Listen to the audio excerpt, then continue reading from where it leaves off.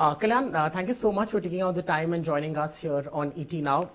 How would you describe 2018 for Flipkart? We have seen a lot of changes. BBD also stood out in terms of response and consumer adoption. How would you really describe 2018? So 2018 was an outstanding year for us, actually in two different ways. First of all, if you just look at what all we were able to achieve, purely from a performance point of view, from a numbers point of view, our influence in the market, I think it was just an awesome year for us. We exceeded all expectations we had for ourselves internally. Growth accelerated. Transactions growth have actually been at a historic high for us in the last year. Now, if you just look at long-term initiatives as to what we did in 2018, which will actually set us up for the next 4 to 5 years, we seeded several of those. We launched a loyalty program, a very big one, Flipkart Plus, and it's like a V0.1 of where it has to eventually go. We started scaling our grocery business, private labels. For the first time in this BBD, we scaled it in a big way. We launched furniture. We launched Too Good as a platform. Several of these fintechs, scaling up our fintech initiative. If you just look at each one of these standalone, they are massive. They can be massive. Actually, if you just look at all of this together, it could be another Flipkart on its own. So from just our performance point of view, we are very happy and very proud of what we achieved. And also, if you just look at seeding for the future, I think a lot happened in 2018. What we want to do next year and the year after is scale what we did in 2018. So scale grocery to today we are in four cities. We're going to 5 cities soon. How do we scale these 5 cities and then launch in the next five? So that's the way we are thinking about it. So a lot of work to do in the next couple of years for us. All right. I want to get your take on the consumer trends that have really stood out. What have you seen, Indians increasingly shop for? Category-wise, is it still largely smartphones, fashion?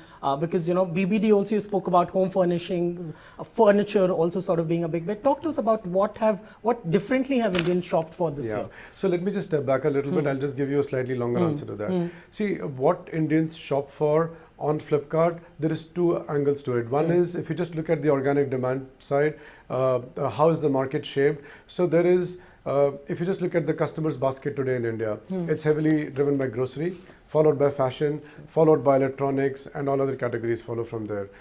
So that's one angle to it. So if you just look at what the customer wants, this is what the customer wants. There is another very different angle to the whole thing. What do e-commerce players in India solve for and enable for the Indian customer well? So if you just look at that, what has been enabled most in the country is fashion, electronics, home categories, general merchandise categories. A lot of categories have not been enabled in the country well. For example, grocery. Even though 70%, 75% of the basket of a household today is grocery, but it's not actually been solved for properly. So until those solutions are in place, take another example, pharma, take several of these examples, gems and jewelry, all of these are massive categories, tens of billions, but has not been solved for properly. So until we solve for those, good or bad, these are the 4 or 5 categories Indian customers will continue shopping for. So we are seeding those. As I said, in 2018, we seeded some of these. We will be solving those. So if you ask this question in 2 years' time, I'm hoping the answer will be a bit different. But also don't forget, if you just look at fashion as a category, it's a $70-80 billion category in retail today in India. And if you just look at this in 4 years' time, it's going to be more than $100 billion. If you look at home, tens of billions. If you look at appliances, phones, electronics, all of these are massive categories. So there is a huge amount of runway because the penetration in all of these categories ranges from anywhere from like 2-3% all the way to 30-40%. So there is still a lot of scope in some of these businesses. Got it. I'll come to groceries and fashion in a while, but 2018 also saw what's considered one of the biggest FDIs with the Walmart deal closing and the majority stake that they bought. But it's also been a turbulent year with both the co-founders leaving the company, the manner in which they have. So how would you, Kalyan, rally the organization going ahead? You've been at the helm for quite a while now. You've driven 2-3 BBD sales. How would you rally the organization further from what it is right now? See, one thing we are very proud of, and I actually give full credit to our founders for this, is that the business has been built in a very deep way. It's not entirely dependent on one person. And as I said, I give entire credit of that to our founders.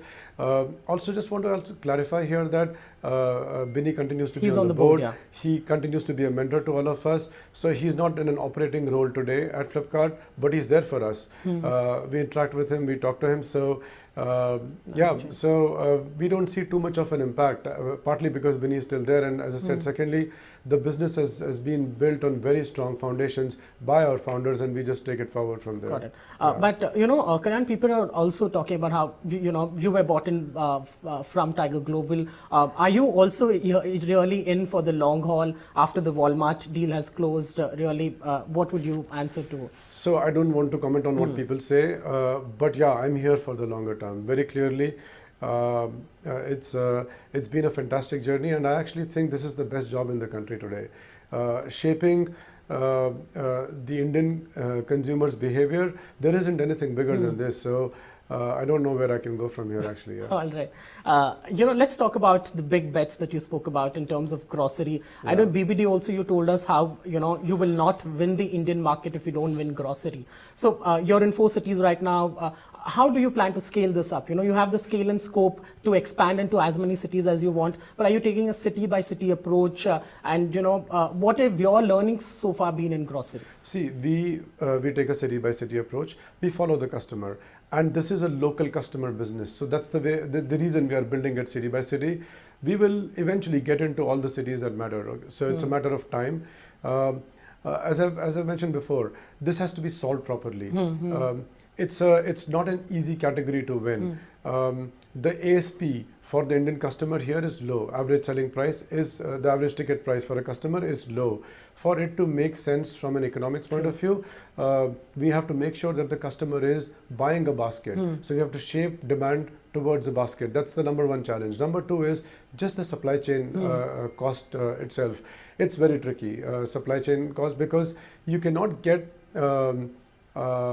scale benefits at a country level. You have to actually get scale benefits and network benefits at a city level. So it's going to take some time. But as I said, we are here to stay. So there is no rush. We will solve it properly, and then we will actually start to scale. In Bangalore, we are already among the top 2 players, and we've been in this business in groceries for about a year plus. So we are very happy with the progress. We believe we have the best team in India to solve for groceries. Hopefully by end of next year, you'll see us expanding into more cities. And then maybe a lot more from there. But for now, you'll take a city by city approach really. It will always be a city by city approach. Yeah. All right. But Kalyan, would you not rule out an acquisition in the space of grocery? We've seen competitors look at more, and otherwise, we'll talk about omni-channel a little while later. But grocery itself, would you want to do it independently or look at options that are available? Yeah. So we have in the past looked at options available. Let me just step back and give you our philosophy on M&A, right? And if you just look at the last 4 to 5 years, this is the way we've operated on M&A. It's either led by capabilities which we don't have today, but if you start to build them, it takes a huge amount of resource pool and it takes a long time, right? So Live, Upstream, all of these are such examples. Another is a customer segment approach we take. If there are customer segments which we don't play in today, and someone else has actually done an extremely good job of capturing that customer segment, but is a good culture fit, is built on technology, is built on customer experience, we have actually looked at those. Myntra was such an example several years back. PhonePe was actually a combination of the two. So we have done that, and that is the way we will look at every business we get into, including grocery. If we believe there is somebody who's doing an outstanding job, and they have capabilities which we don't have, we will look at that. So that's the way we look at it. That's the philosophy behind M&A. Yeah. You sort of don't rule out depending on capabilities. No, we don't. Fashion. data has shown BBD sales, otherwise people are increasingly shopping. The Myntra acquisition a few years back, Jabong recently. What synergies? Because Flipkart has also been really building its capabilities in fashion, in terms of brand endorsements. You're getting Bollywood stars on board to promote it. So what synergies will you look at? First, let's talk about Myntra and Jabong really in terms of integration. What's happening? There were talks about how teams will be impacted. There will be layoffs as you look at synergies. And then a bit on the Flipkart fashion. How would you position these three really? Yeah. So see, Myntra and Jabong, the teams have tirelessly worked extremely well in the last year. See, these things, what we see as outcomes have a huge amount of work at the back end for a long time. The teams have done a lot of work there. And there has been a lot of synergies which we have already executed on between Myntra and Jabong. Mostly a lot of work on supply chain, a lot of work on technology platforms. As far as the customer is concerned, we still maintain two brands, and that is the plan. We will continue to maintain two brands in case of Myntra and Jabong. In case of Flipkart and Myntra, it has always been very different. The customer value proposition has been very different. In fact, the customer segment itself has been very different. Myntra has a much bigger salience in metros, in premium customers, in fashion-forward customers. In case of Flipkart, the value and the mass premium customers is the biggest target. So if you just look at the top 10 million households in the country, Myntra actually dominates that. If you look at the next 50 to 60 million households, Flipkart dominates that. So we're actually very happy that between the 2-3 platforms we have, you're able to get a larger share. Yes, and this is the approach we need for India. We need multiple brands, multiple platforms to cater to all of these different segments. And then there is another value segment, and then below that there is rural India. So some of those will be addressed by the Too Good platform, which we are just launching, and it's right now, it's again in a very, very early stage. But there will be multiple brands, there will be multiple but you'll platforms. sort of continue to maintain that clear distinction in terms of what value add. Absolutely. And in terms of integration, there is no plan to do any kind of an integration. We will look for synergies, and the synergies have to be more driven by the teams. It's not that I'm going to go and tell people that, you know what, in marketing or in any of these areas, you have to synergize. It's going to be pull driven by the two teams, and we will just encourage and support them. It's also natural for you to explore synergies if you have the team sort of solving for the same problem. Exactly. And the Myntra teams will report into the head of the Myntra business. The Flipkart fashion team will report into the head of Flipkart fashion. Nothing is going to change. Got it. Talking about Myntra itself, there's so much speculation back and forth about Myntra CEO Anant Narayan leaving, not leaving. Beyond that also, I want to understand, top level attrition. Is that a concern, Kalyan, at Flipkart as well? We've seen a spate of exits, you're trying to really fill them. Is that a big concern right now for you to address? See, most of what you said is actually not true. It's not factual. I think that's part of the speculation you just spoke about. We have not actually seen at Flipkart, our attrition is at a historic low. And in the last 1.5 years, it has been at a historic low. So to your specific question, do we worry about senior attrition? No. I'm not sure if you've met some of our leaders. The leaders you met who were running big platforms, big agendas a 1.5 years back, they continue to be running, in fact, even bigger mandates today. So there is nothing like that. Things are actually really good right now. All right. Coming to Flipkart Plus, really, it's been a while that you've launched. What response are you seeing from people? It's a free sort of a model that you've put in place through credits that they get depending on how active they are on the platform. How would you grow this, Kalyan? Move beyond free shipping. You've been asked this so many more times in terms of video and music.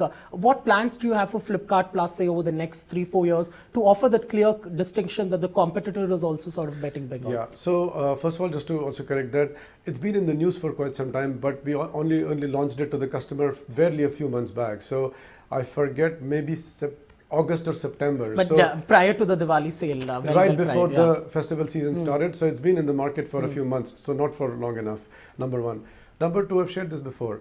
The value propositions which we offer in Flipkart Plus are at a very, very early stage. There will be multiple kinds of value propositions we offer. A lot of it will be pure e-commerce related. For example, some things you talked about, free shipping, fast shipping, for some of the constructs. maybe different kinds of returns policies, different kind of customer support. All of those are core e-commerce benefits which we will offer. Outside of that, ecosystem benefits, we will offer those a lot. We have been asked in the past about content. We will also eventually offer some kind of content to the customers. The Indian customer today is very much into content. Actually, the average, like and in terms of time that they're spending on smartphones. Absolutely correct. Time, frequency. If you just look at our customer base, it's heavily skewed towards the 18 to 35 age bracket. And that particular segment is glued into content. So we will offer content over time. And this would be through partnerships? Course? Through partnerships. We are not a content company. You know, the DNA of the company is not content. The DNA of the company is to provide access to selection of products at value. So that's the core of the company. That won't change. In case of content, we will partner with people, yes. So a good 1-2 years before we sort of see some developments on the content front? Hopefully before that, actually, yeah. All right, earlier on then. All right. You know, about acquisitions, you spoke about how it depends on capabilities and owing to the philosophy that you have. But omni-channel, Kalyan, really, you know, everyone, the buzzword right now is not only to be online, but have those offline touch points. Do you feel you've missed the bus in terms of big bang acquisitions in the retail space to sort of, you know, build your back-end capabilities, or, you know, is that something that you would want to explore in a different way? See, India has a very, very vibrant technology and commerce ecosystem. So missing the bus doesn't exist here, right? There are several opportunities and options for us to partner with. So absolutely nothing like that.